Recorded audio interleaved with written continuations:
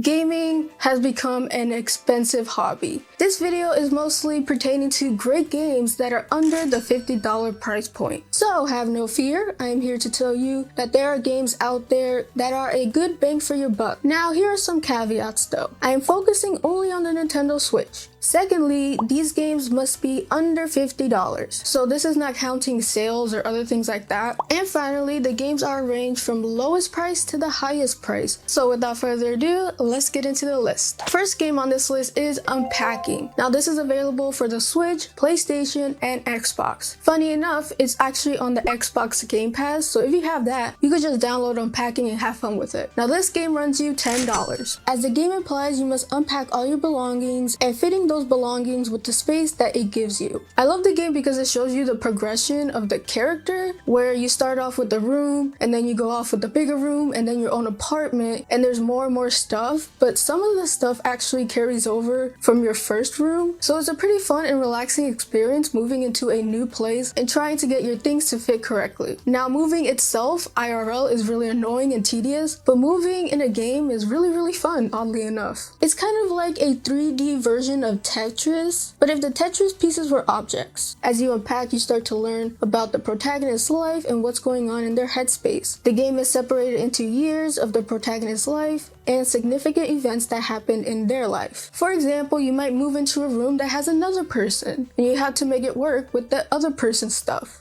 And I just love the fact that it's an easy pick up and play game. Needless to say, I love this game so much, and it's totally worth $10. I would like to note that this game is really short, but you do get a lot of bang for your buck. Next game on the list is Hollow Knight. Hollow Knight is available on all consoles, and it's about $15. Hollow Knight is a Metroidvania with Souls-like tendencies in the mechanics. But don't let that fool you, the game is not that hard. Like, I hate Souls games and its difficulty, but I found Hollow Knight really good, and yes, it was challenging at some points, but I always managed to beat it. It's a very fun game, albeit a little bit challenging. Now Hollow Knight takes place in this bug kingdom, and you're the Hollow Knight, which is a vessel that's hollow, and you have to go on a mission to, well, I can't really say because of spoilers, but basically you want to explore the ruined kingdoms from where you were born. And a little bit of a side story, I love this game also because my sister actually really loves it, like a lot, and she kind of got me into Hollow Knight because I was scared to play it because it was too hard, but then she was like, it's not that hard, and if she could play it, then I could play it, and we kind of bonded over the game. So not only was it a good game, it was a chill game for me and my sister to talk about. And I love how they got creative with the whole bug aesthetic, like the mantises, the spiders, bees that turn into freaking drills. As a person who doesn't like bugs, it did give me that creep factor, especially with the ooze and stuff. I was just like, ugh. But overall, the game is very chill. And for $15, it was well worth the price. Now the next game is an RPG adventure, and that is Sea of Stars, coming in at $35. It's available on the Nintendo Switch, Xbox, PlayStation, and PC. Just know that the physical copy might cost you a little bit more, but digitally, the game is $35. Now, this game needs no introductions. Sea of Stars came in like a wrecking ball, and a lot of people love it, including me. And I feel like it would be a crime if I don't include this. Now, I've played it but haven't beaten it, but from what I've been playing, it's really good. It's a lengthy RPG adventure, and if you know this channel, I love RPGs. And it boasts a really beautiful graphical art style, which is the pixelated art style, and I love art styles like that. And the game does not shy away from its inspirations. A lot of people compare it to Chrono Trigger. Now, I haven't played Chrono Trigger yet, so I can't really say much on that department, but I've seen a lot of Chrono Trigger fans really love Sea of Stars. Also, the length of the game is just right as well. It's not too long, but it's not too short either. And I would like to note that the completionist has been rubbed free of the game. They did put a patch in, so instead of the completionist being a side character, it's somebody else. I won't get into that, but I will say that it was a good move on their part. So all this good stuff coming in at $35 is a great deal, and I highly recommend. Next game on this list is Katamari Damacy Reroll. I think this one's on the PC, Switch, and PlayStation. I could be wrong about that, but for the Switch, this game runs you $30. Now here's another gem I would like to add on the list, Katamari Damacy Reroll. This is a gem that people seem to overlook, even though it's a remake of the PlayStation 2 game, which harkens back to the time when games were quirky and creative. Anyways, the goal of Katamari Damacy is that you play as the prince who must use the Katamari to roll objects out of the way. As you roll more objects into Katamari, it grows in size, and therefore you could grab even larger objects. It could grow to a comedic large size. There was this one moment where you could roll up a Kaju, which is pretty epic, and that also adds to how ridiculous this game could be, but also very fun. Now, you thought the gameplay was the only quirky thing? No, my friends, the story is as crazy as the gameplay. So basically, you're a prince, and your father is this cosmic god, and in a drunken stupor, he sneezed the whole entire universe into existence. Yeah, the story is as crazy as the gameplay. They complement each other so well. So if you're chuckling and laughing from me explaining this, then good. This game is right up your alley. And there's also a sequel called We Love Katamari, which is also available, but I highly recommend you start with Katamari Damacy Reroll. It's a really wacky game, and it's something fresh and new outside of the more generic games we've been getting recently. Next one is 2 Point Campus. This game is on the Nintendo Switch, Xbox, and PlayStation. On the Switch, it'll run you $40, but if you want to get it physically, you can actually find it cheaper. Now, I'm going to focus on 2 Point Campus, but 2 Point Hospital is pretty much the same, but in a hospital setting. So the entire goal of 2 Point Campus is to build a university and rake in the bucks. Not only do you build the college campuses, you also build what's taught inside, like gastronomy, robotics, and even the goofy wizardry of dark arts. I found these games unique because of the humor and overall chillness of the game. Like, this game is super relaxing. There are a ton of things and hours you can spend in this game that is well worth the $40 price tag.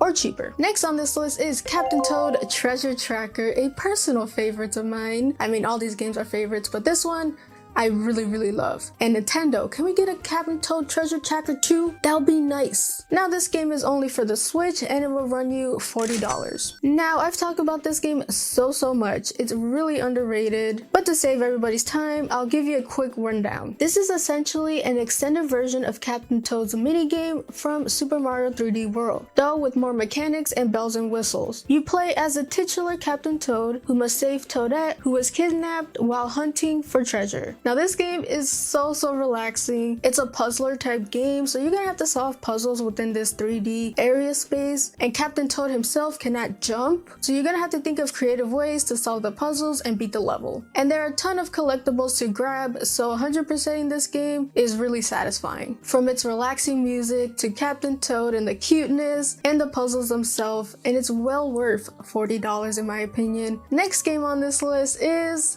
y'all know what I'm gonna say. You probably know because it's gonna be in the description caption thing. But the next game on this list is Atelier Ayessha. Y'all know I gotta put an Atelier game here somewhere. Now, most of the Atelier games fit in this category. I just put Atelier Ayessha because that's the one I recently beat and I love so much. I would like to say that Atelier Ayessha has one of the most unique stories in the Atelier series, and the whole premise is that Ayessha must find her sister who just suddenly disappeared a few years back. So it's a very touching story with a lot of high stakes, and as a person who has an older sister, it got me at times. It got me very sad. Now, there are some things I would like to say. The first thing is Atelier Ayessha does have the time mechanic. If you want to know which Atelier games don't and which do, Intro to Atelier is the video for you. But needless to say, this game was fantastic and is well worth the $40 price tag. Next game on the list is Story of Seasons: A Wonderful Life. This one comes in at $40. I believe it's for the PlayStation 4, Xbox, and PC. Now, I was debating whether I should put Story of Seasons: A Wonderful Life or Fae Farms, but Fae Farms is like over $50 for the Switch, so I was like, yeah, no. Instead, I put Story of Seasons: A Wonderful Life, which comes in at $40. Now, I'm one who doesn't like farming sims as much, and I feel like I'm the only one on this planet that doesn't like Stardew Valley. But the Story of Season farming sims,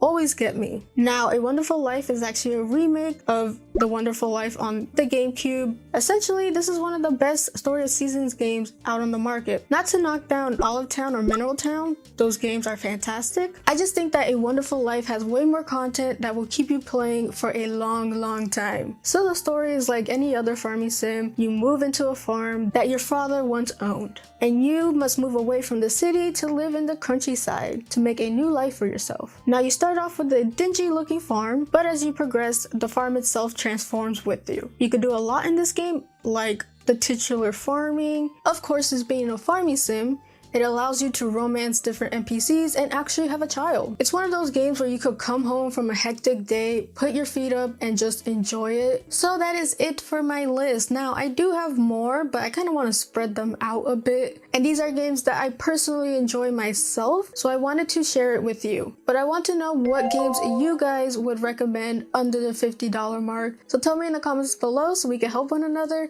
If you like this video, then hit that like button.